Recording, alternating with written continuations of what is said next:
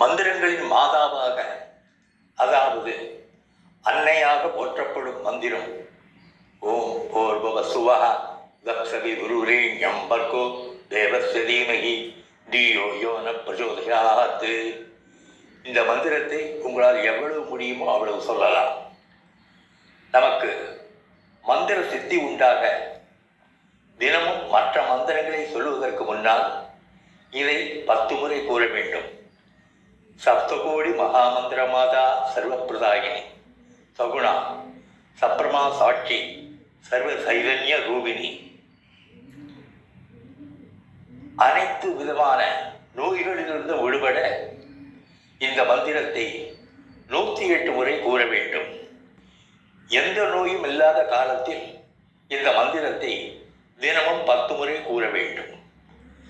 சர்வரோக பிரசமனி சர்வ பாவ விமோசினி சமதிருஷ்டி சமகுணா சர்வபுத்திரி சகாய